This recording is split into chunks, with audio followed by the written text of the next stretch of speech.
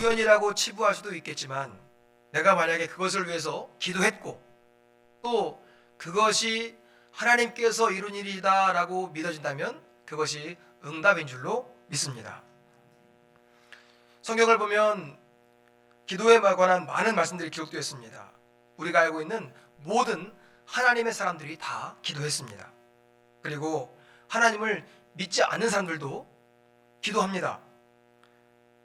자기가 의지하는 어떤 신에게 또는 그 무엇에게 소원을 빌면서 마음을 내놓습니다. 별똥별이 떨어질 때, 또 생일 케이크에서 촛불을 끌 때, 또 큰 바위나 큰 산 앞에서 소원을 빌고 기도합니다.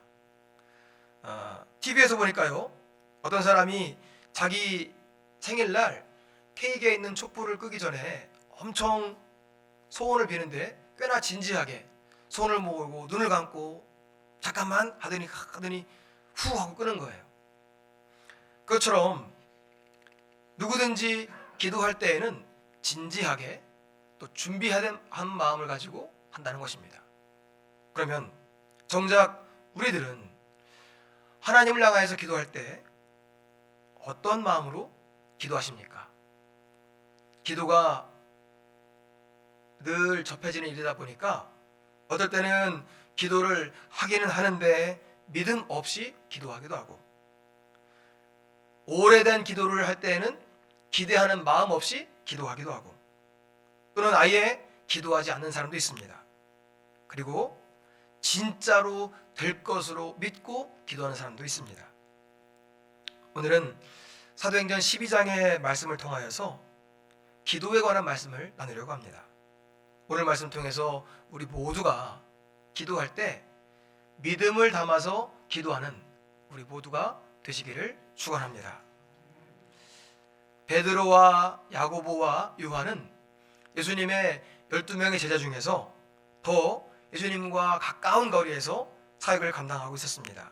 그런데 우리가 읽지 않았지만 이 사도행전 12장의 말씀을 쭉 보면은요, 2절에서 야고보 사도가 체포당해서 죽임을 당합니다.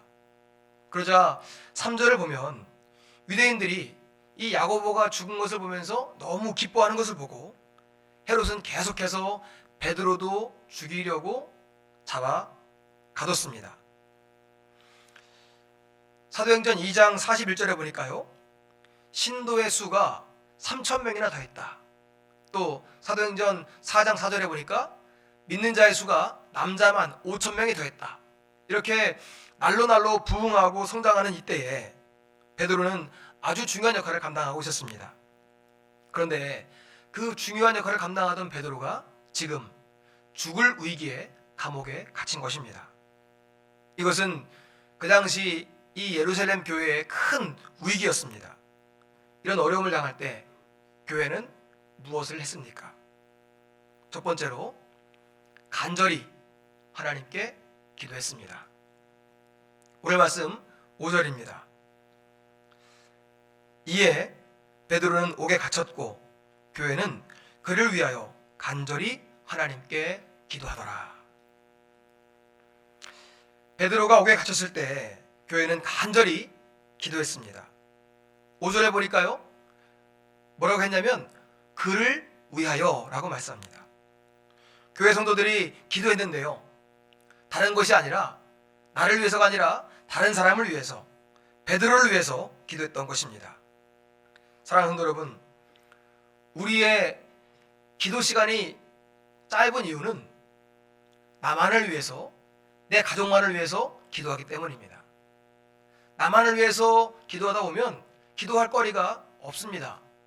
그래서 다른 사람을 위해서, 또 나라를 위해서, 또 내가 알고 있는 어떤 일들을 위해서 기도하게 되면 기도의 지경이 더 넓어지고 기도의 폭은 더 깊어지고 우리의 기도 시간도 길어질 줄로 믿습니다.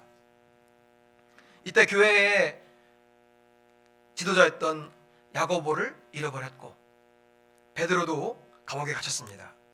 이 위기를 이겨내기 위해서 교회는 간절히 기도했습니다. 그런데 혼자 기도하지 않고 한 곳에 모여서 기도합니다. 기도 제목은 오직 한 가지, 베드로가 무사하기를 바라면서 기도했습니다. 이들은 모여서 기도할 때 포기하지 않고 오랫동안 기도했습니다. 3절에 보니까요, 베드로가 잡혀간 때는 무교절이라고 했습니다. 그리고 4절에 보니까 베드로를 죽이려고 한 때는 6월절 후였습니다. 무교절은 애굽을 탈출했을 때 어떤 것을 기념하면서 누룩 없는 떡을 먹었던 날을 기념하는 날입니다. 그 무교절의 기간은 일주일이었습니다. 그러니까 사람들은 일주일 동안 모여서 기도한 것입니다. 그리고 이들은 밤이 늦도록 기도했습니다. 6절을 보니까요, 베드로가 감옥에서 나온 때가 밤이었는데 12절 보여주세요. 12절 같이 보겠습니다. 시작. 깨닫고 마가라 하는 요한의 어머니 마리아의 집에 가니 여러 사람이 거기에 모여 기도하고 있더라. 아멘. 그러니까 그때까지 밤이 늦도록 기도했다는 말씀입니다. 사랑하는 성도 여러분, 야고보는 이미 죽었고 베드로도 죽을 것 같은 위기에 있을 때 교회는 하나님께 모여서 간절히 기도했습니다. 베드로를 위해서 중보하며 기도했습니다. 시간이 길어져도 계속해서 기도했습니다. 오늘 우리들도 내 삶에 위기가 있을 때, 가정에 문제가 있을 때, 요즘같이 기도가 필요한 우리 나라를 위해서 함께 모여서 힘을 다해 기도해야 할 줄 믿습니다. 하나님을 향해서 간절히 기도하는 우리를 보시고 하나님은 응답하실 줄 믿습니다. 두 번째로, 한 마음으로 기도할 때 하나님께서 응답해 주십니다. 오늘 말씀 7절입니다. 다시 읽어볼까요? 호련히 주의 사자가 나타나매 옥중에 광채가 빛나며 또 베드로의 옆구리를 쳐 깨워 이르되 급히 일어나라 하니 쇠사슬이 그 손에서 벗어지더라. 베드로가요, 군인들 사이에서 쇠사슬에 매어서 잠을 자고 있습니다. 그런데 그때 주의 사자가 나타나서 베드로를 깨웁니다. 신발을 신고 옷을 입고 따라가면서도 이것이 환상인지 생시인지 구분이 안 됩니다. 옥문을 완전히 나서자 그때 비로소 천사가 떠나갑니다. 11절 말씀과 같이 베드로가 정신이 듭니다. 11절. 이에 베드로가 정신이 들어 이르되 내가 이제야 참으로 주께서 그 천사를 보내어 나를 헤롯의 손과 유대 백성의 모든 기대에서 벗어나게 하신 줄을 알겠노라. 하나님께서요, 쇠사슬을 벗겨주셨고 옥문을 나서게 하셨다는 것을 베드로가 깨달았습니다. 그리고 이제 베드로는 성도들이 기도하고 있을 것으로 예상이 되는 요한의 어머니 마리아의 집으로 갑니다. 사랑하는 성도 여러분, 베드로의 몸에서 쇠사슬이 풀어지고 옥문이 열리게 된 것이 어느 때였습니까? 처형당하기 전날 밤, 성도들이 그를 위해서 기도하고 있던 그때 이런 기적이 나타난 것입니다. 6절을 보니까요, 두 군인이 베드로의 곁에 있었고 옥문 앞에는 파수꾼들이 있었습니다. 도저히 감옥을 빠져나올 수 없는 상황이었는데 하나님께서 사자를 보내주셔서 이런 기적을 일으키신 것입니다. 그때가 언제였느냐? 성도들이 함께 모여서 기도할 때였다 하는 것입니다. 기도할 때, 한 마음으로 기도할 때 하나님은 분명히 역사하심을 믿으시기를 바랍니다. 내 삶에 어려운 일이 있을 때, 가정에 문제가 있을 때 한 마음으로 기도하시기를 바랍니다. 여러분들이 잘 아시는 것처럼 우리 교회에 얼마나 많은 어려움들이 있었습니까? 그런데 그때마다 여러분들은 모여서 무엇 하셨습니까? 마음을 모아서 기도하신 줄 믿습니다. 그 기도를 통해서 하나님께서 우리 교회를 지켜주셨고 지금까지 인도해 주셨고 앞으로 더 좋은 일들을 허락해 주실 것을 기대하시기 바랍니다. 그러므로 마음을 같이 해서 기도하는 것이 중요합니다. 지난 화요일날 새벽기도 때 제가 나눴던 말씀인데요, 제가 제천에서 목회던 어느 날, 이런 겨울이었습니다. 이런 겨울날에 눈이 많이 왔던 어느 날, 그 당시에 5살 된 큰애, 2살 된 작은애, 그리고 아내랑 함께 온 가족이 시내에 나갈 일이 있어서 나갔습니다. 시내에 나갔는데요, 천천히 언덕길을 올라가다가 신호 때문에 차가 멈추고 말았습니다. 앞에 있는 차를 봤더니 눈 때문에 바퀴가 헛바퀴를 돌고 있습니다.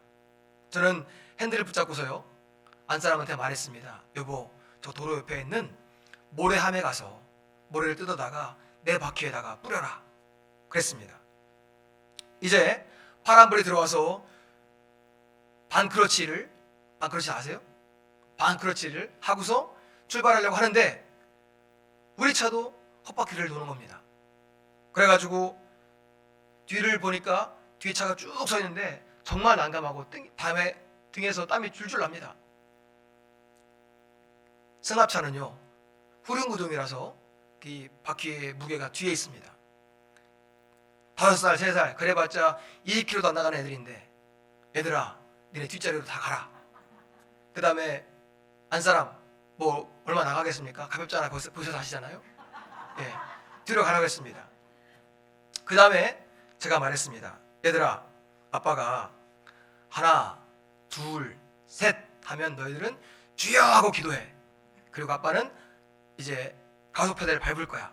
그리고서 하나 둘 셋 하고 아이들은 본 게 있어가지고요, 주여 했습니다. 어떻게 됐어요? 빙판길인데요, 차가 쭉 하고 올라가는 겁니다. 사랑하는 여러분, 재미있는 일이죠. 웃기는 일이죠. 그런데 이런 사소한 일들에 하나님의 도우심이 필요할 때 하나님을 마음을 같이 해서 부르시기를 바랍니다. 우리 삶의 자리에서 난감한 일을 당했을 때요, 다른 게 아닙니다. 문제가 있을 때 이런 작은 일에도 마음을 같이 해서 하나님께 기도하시기를 바랍니다. 그러면 여러분들의 삶 가운데에도 하나님께서 역사하셔서 이런 사소한 일에도, 중요한 일에도 하나님이 응답하시고 역사하실 것을 믿으시기 바랍니다. 여러분들의 삶 가운데 이런 사소한 간증들, 또 큰 간증들이 차고도 넘치시기를 예수님 이름으로 축복합니다. 세 번째로요, 기도하되 마음을 담아서 기도하시기를 바랍니다. 13절에 보니까요, 베드로가 문을 두드립니다. 로데라고 하는 여자아이가 베드로를 알아보고 너무 기뻐서 베드로가 왔어요 하고 말했더니 어른들은 이렇게 반응합니다. 15절입니다. 시작. 그들이 말하되 내가 미쳤다 하나 여자아이는 힘써 말하되 참말이라니. 그들이 말하되 그러면 그게 천사라 하더라. 베드로가 온 것을 기뻐하는 여자아이한테 어른들이 너 미쳤다 하면서 아이를 믿지 못하는 것입니다. 베드로가 감옥에서 나오기를 위해서 간절히 고대하면서 기도했는데, 오랜 시간을 모여서 기도했는데 자기들이 기도했던 그대로 베드로가 풀렸다고 했더니 그 말을 믿지 못하고 네가 미쳤구나 하는 것입니다. 만약에 이 어른들이요, 로데의 말을 듣고 정말이야? 하나님께서 역사하셨구나, 하나님 감사합니다 했으면 좋았을 텐데 그 말을 믿지 못했습니다. 사랑하는 여러분, 기도하면서도요, 그 기도의 능력을 믿지 못한다면 기도는 왜 합니까? 예수님은 기도에 대해서 이렇게 말씀합니다. 마가복음 11장 24절. 무엇이든지 기도하고 구하는 것은 받은 줄로 믿으라. 그리하면 너희에게 그대로 되리라. 예수님께서는 기도하고 구한 것은 받은 줄로 믿으라고 말씀하십니다. 그런데 지금 이 사람들은 열심히 뜨겁게 오랜 시간을 기도했지만 응답은 믿지 못했습니다. 이것은 잘못된 기도입니다. 그런데 이 사람들만의 문제일까요? 우리는 어떻습니까? 우리에게도 이런 모습들이 있을 수가 있습니다. 그 이유는 우리의 마음속에 믿음이 있으면서도 한편으로는 의심하는 마음이 있기 때문입니다. 그렇다면 이런 의심하는 마음을 어떻게 극복할 수 있을까요? 하나님의 은혜를 경험하고 하나님의 역사를 체험해야 합니다. 15절을 보니까요, 사람들이 여자아이 로데한테 네가 미쳤다 라고 윽박질렀지만 이 로데는요, 자기가 확실히 봤기 때문에 사람들의 말에 흔들리지 않았습니다. 그러므로 우리들도 이 로데와 같이 직접 본다면, 내가 체험한다면 누가 뭐라고 해도 흔들리지 않은 믿음이 생길 줄로 믿습니다. 그러므로 하나님의 은혜를, 하나님의 역사를 사모하시길 바랍니다. 하나님의 역사를 사모하면서 그 일이 진짜로 이루어질 것을 믿고 믿음으로 간구하시기를 바랍니다. 네 번째로요, 그러면 어떤 기도를 할 것인가? 오늘 말씀 준비하면서 그러면 우리가 어떻게 기도해야 되는가에 대해서 생각해 보았습니다. 저는 네 가지로 생각해 봤는데요. 먼저는 하나님의 마음을 구하는 기도, 그리고 믿음을 담은 기도, 그리고 간절한 기도, 그리고 합심 기도입니다. 먼저 하나님의 마음을 구하면서 기도해야 됩니다. 기도는요, 중요한 것이 우리가 하나님 해 주시옵소서 하지만 사실은 하나님께서 원하시는 기도는 내 뜻을 하나님께 관철시키는 것이 기도가 아닙니다. 내 뜻보다는 하나님의 마음을 구하는 것, 그리고 하나님의 뜻대로 순종할 것을 결정하는 것, 그것이 참된 기도인 줄로 믿습니다. 이미 내가 다 정해놓은 답을 가지고 하나님께 강요하는 것이 아니라, 하나님, 제가 부족합니다. 하나님, 지혜를 주시고 하나님의 마음을 알려주시옵소서. 특별히 무엇인가를 결정해야 될 때 내가 다 정해놓고 하나님 이게 맞죠, 이게 맞죠, 이게 맞죠가 아니라, 하나님 어떻게 하는 것이 하나님 마음에 맞는 것입니까? 그것을 구할 수 있는 진짜 믿음의 기도를 하는 우리 모두가 되시기를 바랍니다. 하나님의 마음을 구하고 하나님의 지혜를 구할 때 우리의 삶이 하나님 마음에 합한 삶이 될 것이고 하나님의 뜻을 이루는 삶이 될 줄로 믿습니다. 그 다음으로는요, 믿음의 기도를 드려야 합니다. 믿음을 갖고 기도하는 것이 중요합니다. 우리가 기도하면 하나님께서 분명히 들으신다 하는 마음을 가지고 기도해야 됩니다. 오늘 말씀에 나왔던 이 로데를 향해서 미쳤다고 했던 사람들은 믿음 없는 기도였습니다. 그런데 그 믿음이 없는 기도에도 하나님은 응답해 주셨습니다. 믿음이 적은 기도라도, 그 믿음이 겨자씨만큼 작은 기도라도, 그 기도 안에 조금만의 믿음만 있다면 하나님은 응답하실 줄 믿습니다. 그러므로 이제는 조그만 믿음이 아니라 큰 믿음을 가지고 하나님께 기도하시기 바랍니다. 하나님께서 여러분들에게 큰 역사를 일으키실 줄로 믿습니다. 그 다음으로는요, 간절하게 기도해야 됩니다. 베드로가 옥에 갇혔을 때 성도들이 어떻게 기도했습니까? 간절하게 기도했습니다. 5절의 하반부에 보니까요, 교회는 베드로를 위해서 간절히 하나님께 기도했다고 말씀합니다. 간절한 기도는 마음을 집중해서 하나님께 매달리듯이 하는 기도입니다. 그리고 응답될 때까지 끝까지 하는 기도입니다. 눈앞의 현실이나 상황이 도저히 불가능해도 낙심하지 말고 끝까지 포기하지 않고 하는 기도가 바로 간절한 기도입니다.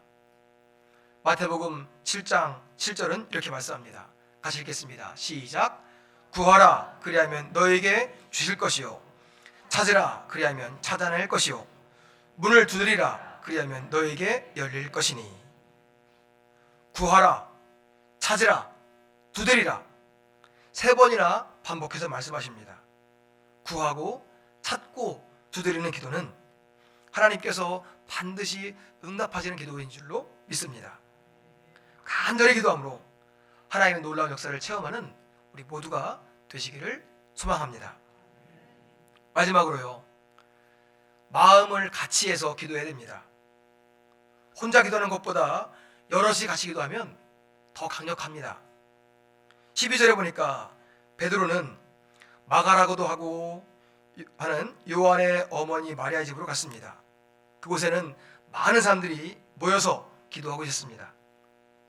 하나님은 마음을 모아서 함께 기도하는 것을 기뻐하십니다. 마태복음 18장 19절에도 그렇게 말씀하십니다. 너희 중에 두 사람이 땅에서 합심하여 무엇이든지 구하면 하늘에 계신 내 아버지께서 그들을 위하여 이루게 하시리라. 이렇게 함께 모여서 기도할 때 더 열심히 기도하여서 하나님의 은혜와 기적을 체험하는 우리 모두가 되시기를 바랍니다. 이것을 위해서 돌아오는 금요일 날 속회별 기도회를 하는 것입니다. 우리 교회가 어떤 교회입니까? 우리 교회는 기도하는 DNA가 있는 교회입니다. 믿으십니까? 기도를 통해서 여러 번의 어려움들을 이겨냈던 교회입니다. 그런데 자꾸만 그 기도 열기가 식어져 갑니다. 기도할 일이 있어서요, 모이기만 하면 옛날에 그 때를 아는 분들은 자꾸만 그때를 이야기합니다. 그때 언제입니까? 언제예요? 매주 금요일마다 모여서 밤새도록 기도했던 그때를 그리워하면서 그때를 이야기합니다.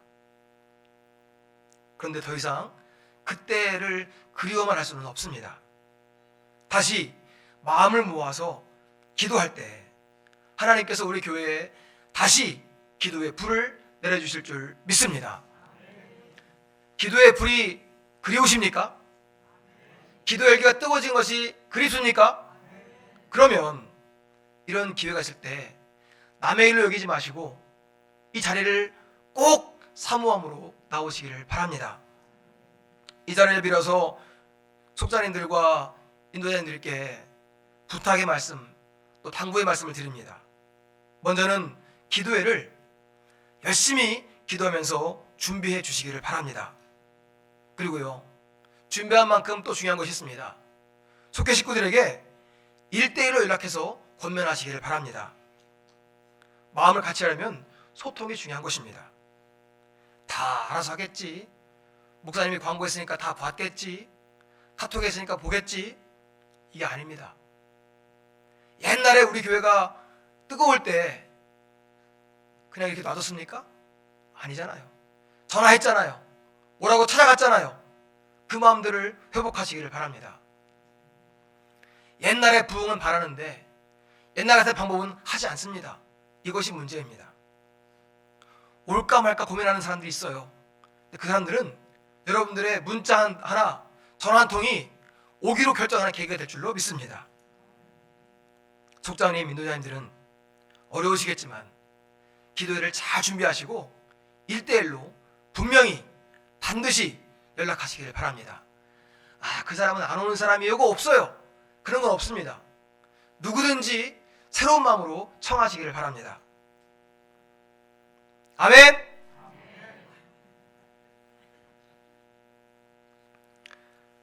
마지막으로 한 가지 말씀드리면서 말씀을 마치겠습니다. 다시 한번 제천에서 목회할 때 일인데요, 2012년 우리나라에 극심한 가뭄이 있었습니다. 신문에서는요 104년 만에 큰 가뭄이라고 할 정도였습니다. 그 교회는 바로 밭 앞에 밭이 있고 성도들은 다 농사를 짓던 분들이었습니다. 그때 총력 전도를 위해서, 또 하나님께서 비를 내려주시길 위해서 우리가 2주 동안 매일 기도를 했습니다. 분당에서 귀농하신 가정이 있었는데요, 그 집사님의 가정에 20살짜리 발달장애 청년이 있었습니다. 그 아이의 이름은 김우진이었는데 이 아이의 지능은 7살 정도의 지능이라고 했습니다. 매일 기도를 하는 가운데 그 아이도 매일같이 엄마랑 기도회를 하러 왔습니다. 기도회 시간이 되어서 제가 일일이 다 차로 찾아다니며 어른들을, 성도들을 다 모시러 다닙니다. 마지막으로 그 집에 갔는데 엄마 집사님과 우리 우진이가 마당에서 실랑이를 하고 있습니다. 제가 그래서 내려가서 보았더니 우진이는 교회 갈 때 우산 가지고 가자는 겁니다. 엄마는 비도 안 오는데 왜 우산 가져가냐 하고 마당에서 막 실랑이를 하고 있는 겁니다. 성도님들은 차 안에서 자꾸 시간 가는데 왜 안 나오냐고 혀를 차면서 아이한테 뭐라고 합니다. 그런데 제가 그랬습니다. 집사님, 우산 실어도 안 무거우니까 빨리 타세요. 그리고서 교회에 갔습니다. 기도회가 끝났습니다. 어떻게 됐습니까? 비가 왔습니다. 사랑하는 여러분, 누가 믿음 있는 사람입니까? 비가 오기를 위해서 기도하러 오는데 아무도 우산 안 가지고 옵니다. 근데 그 7살짜리 우진이, 7살 지능의 우리 우진이는 그걸 가지고 가야 된다고 고집을 부렸던 것입니다. 마당에 나왔더니 비가 내렸고요. 우진이는 마당에서 비를 맞으며 춤을 추었고, 저를 비롯한 모든 성도들이 다 하나님 앞에 회개했습니다. 사랑하는 여러분, 믿음을 담은 기도를 하시기를 바랍니다. 누가 믿음 있는 사람입니까? 하나님의 역사를 기대하며 기도하시기를 바랍니다. 오늘 함께, 이번 주에 함께 암송할 말씀 보여주세요. 사도행전 12장 5절입니다. 같이 읽겠습니다. 시작. 이에 베드로는 옥에 갇혔고 교회는 그를 위하여 간절히 하나님께 기도하더라. 아멘. 이 말씀을 한 주 동안 묵상하시고 암송하시면서 하나님께 간절히 기도하는 한 주가 되시기를 바랍니다. 찬양하겠습니다.